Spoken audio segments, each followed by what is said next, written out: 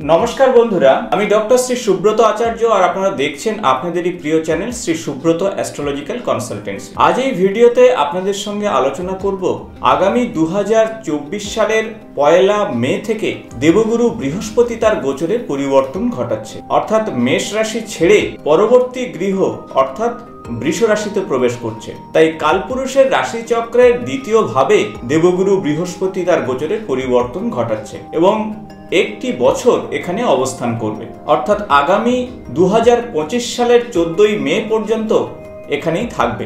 তাই 12 বছর পর বৃষ রাশিতে দেবগুরু বৃহস্পতির এই গোচরের পরিবর্তন দ্বাদশ রাশিচক্রের কোন কোন রাশির ক্ষেত্রে কতটুকু শুভ বা অশুভ ফল আসবে সে বিষয় নিয়ে আলোচনা করব এই ভিডিওতে। তাই ভিডিওটি অত্যন্ত ইনফরমেটিভ হতে চলেছে, ভিডিওটি শেষ পর্যন্ত আপনারা অবশ্যই দেখবেন। তবে তার আগে বলবো, যারা চ্যানেলে নতুন তারা অবশ্যই চ্যানেলটি সাবস্ক্রাইব করে দেবেন, পাশে থাকা বেল বাটনটি অবশ্যই প্রেস করবেন। ভিডিও ভালো লাগলে বন্ধুদের সঙ্গে শেয়ার করবেন এবং ভিডিও সংক্রান্ত প্রশ্ন থাকলে অবশ্যই কমেন্টস বক্সে লিখে জানাবেন। আগামী 1 মে 2024 দেবগুরু বৃহস্পতি বৃষ রাশিতে অর্থাৎ পৃথ্বী রাশিতে গোচরের পরিবর্তন ঘটাচ্ছে। বৃষ রাশি হলো দৈত্যগুরু শুক্রাচার্য অর্থাৎ শুক্রের বিশেষ ঘর, আর সেই সাথে কালপুরুষের রাশিচক্রের দ্বিতীয় ভাব হলো স্থায়ী সম্পদের গৃহ।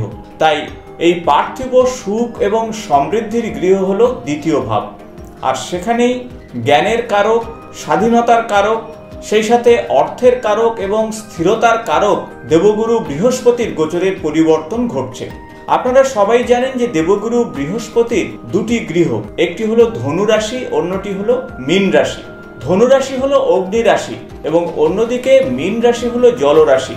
তাই একদিকে ধনু রাশি এবং অন্যদিকে মীন রাশির অধিপতি দেবগুরু বৃহস্পতি তার গোচরের পরিবর্তন ঘটাচ্ছে বৃষ রাশিতে এবং সেখানে 3টি নক্ষত্রে তার গোচরের পরিবর্তন ঘটাবে আগামী একটি বছর। প্রথমত কৃত্তিকা নক্ষত্রে অবস্থান করবে, তারপরে রোহিণী নক্ষত্র এবং সর্বশেষ মৃগশিরা নক্ষত্র।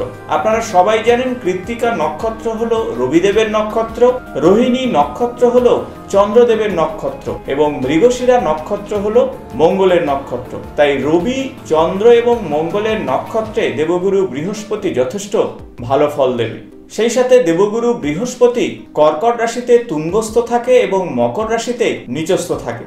আসুন জেনে নেওয়া যাক আগামী একটি বছর আপনার রাশির জন্য কি ফল নিয়ে আসবে এই ভিডিওতে। আজ এই ভিডিওতে আলোচনা করব আগামী 1 মে 2024 থেকে 14 মে 2025 এই একটি বছর বৃষ রাশিতে দেবগুরু বৃহস্পতির গোচরের পরিবর্তনে কি প্রভাব নিয়ে আসবে মিথুন রাশির জাতক কিংবা জাতিকাদের। যাদের জন্মকুণ্ডলিতে মিথুন রাশিতে চন্দ্রদেব অবস্থান করছে তাদের জন্য এই ভিডিওটি ইনফরমেটিভ হতে চলেছে। তবে নাম রাশি কিংবা লগ্ন সাপেক্ষেও আপনারা এই রাশিফল দেখতে পারেন। আগামী একটি বছরের জন্য দেবগুরু বৃহস্পতি আপনাদের রাশি সাপেক্ষে দ্বাদশ ভাবে অর্থাৎ বৃষ রাশিতে গোচরের পরিবর্তন ঘটাচ্ছে এবং সেখানে কৃত্তিকা নক্ষত্র, রোহিণী নক্ষত্র এবং মৃগশিরা নক্ষত্রে গোচরের পরিবর্তন ঘটাবে আগামী একটি বছর। আর সেই গোচরের পরিবর্তনের প্রভাবে কতটুকু শুভ বা অশুভ ফল নিয়ে আসবে সে বিষয় নিয়ে আসুন জেনে নেওয়া যাক এই ভিডিওতে। তাই ভিডিওটি ইনফরমেটিভ হতে চলেছে, ভিডিওটি শেষ পর্যন্ত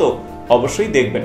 মিথুন রাশির সাপেক্ষে দেবগুরু বৃহস্পতি হলো সপ্তম এবং দশম ভাবের অধিপতি এবং আগামী 1 মে 2024 থেকে দেবগুরু বৃহস্পতি দ্বাদশ ভাবে প্রবেশ করছে। দ্বাদশ ভাব থেকে সাধারণত আমরা লস, বিদেশ, লিগ্যাল ম্যাটার, খরচ বরজ, চ্যারিটি, আইসোলেশন ইত্যাদির বিষয়ে বিচার করি। সেই সাথে দাম্পত্য সুখ এবং শরীর স্বাস্থ্য সংক্রান্ত খরচ বরজের বিষয়টি বিচার করা হয়। তাই এই সমস্ত ভাবে কিন্তু দেবগুরু বৃহস্পতি আগামী একটি বছর থাকবে। তাই দেবগুরু বৃহস্পতির এই একটি বছরের গোচরের পরিবর্তনে মিথুন রাশির জাতক জাতিকাদের বলবো খরচ বরজের বিষয়ে আপনাকে সতর্ক হতে হবে, কারণ অকারণ খরচ বরজের মধ্যে গেলে আপনি কিন্তু সমস্যায় পড়তে পারেন। এই সময় নিজের শরীর স্বাস্থ্যের প্রতি অবশ্যই খেয়াল রাখুন, যে কোনো সম্পর্কের বিষয়ে সতর্ক থাকুন।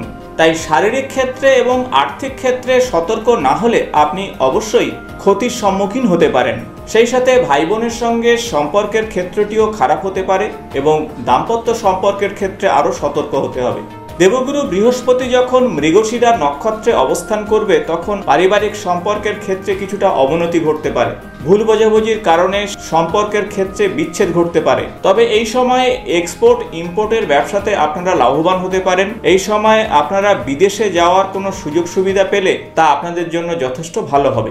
দেবগুরু বৃহস্পতির পঞ্চম দৃষ্টি কিন্তু আপনাদের চতুর্থ ভাবে থাকবে, তাই এই সময়ে আপনারা পার্থিব সুখ সমৃদ্ধির জন্য অর্থ খরচ করতে পারেন। তাছাড়া গৃহ নির্মাণ, গাড়ি কেনার বিষয়ে আপনারা অবশ্যই খুব সতর্কতার সঙ্গে সিদ্ধান্ত নেবেন, কারণ আপনার চতুর্থ ভাবে কিন্তু কেতু অবস্থান করছে। তাই খুব বুঝে শুনে আপনি সম্পদে ইনভেস্ট করুন। যেহেতু কেতু এখানে অবস্থান করছে, মায়ের শরীর স্বাস্থ্যের কিছুটা অবনতি ঘটতে পারে। দেবগুরু বৃহস্পতির সপ্তম দৃষ্টি কিন্তু আপনাদের ষষ্ঠ ভাবে থাকছে। ষষ্ঠ ভাব হলো কর্মের প্রচেষ্টা, সেই সাথে শত্রু, শরীর স্বাস্থ্য এবং ঋণ সংক্রান্ত বিষয়ে বিচার করা হয়। তাই এই সমস্ত বিষয়ের প্রতি সতর্ক থাকতে হবে। অকারণে ঋণের জালে জড়িয়ে পড়বেন না। শত্রুপক্ষ অনেক বেশি সক্রিয় থাকবে, তাই সতর্ক থাকুন। নিজের শরীর স্বাস্থ্যের প্রতি খেয়াল রাখুন। বাইরের খাবার দাবার এড়িয়ে চলুন। অকারণে অস্বাস্থ্যকর খাবার খাবেন না।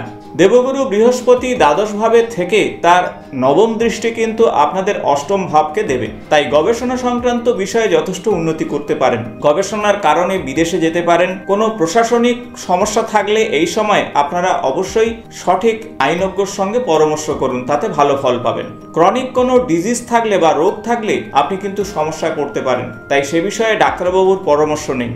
তবে হঠাৎ অর্থপ্রাপ্তির যোগ তৈরি করতে পারে, যেহেতু অষ্টমে দেবগুরু বৃহস্পতির পূর্ণ দৃষ্টি থাকছে। তাই সব মিলিয়ে কিন্তু আগামী একটি বছর দেবগুরু বৃহস্পতির দ্বাদশ ভাবে গোচরের পরিবর্তন আপনাদের জন্য কিছুটা মিশ্র ফল নিয়ে আসবে। এখন আসবো কি ধরনের উপায় বা টোটকা আপনারা করবেন। প্রত্যহ ভগবান বিষ্ণুর পূজার্চনা করুন, সেই সাথে বিষ্ণু সহস্রনাম জপ করুন এবং শ্রবণ করুন। ওম নমো ভগবতে বাসুদেবায় এই বিশেষ মন্ত্র প্রত্যহ 108 বার জপ করুন। তুলসী গাছের গোড়াতে জল নিবেদন করুন এবং সরষের তেল কিংবা ঘিয়ের প্রদীপ নিবেদন করুন।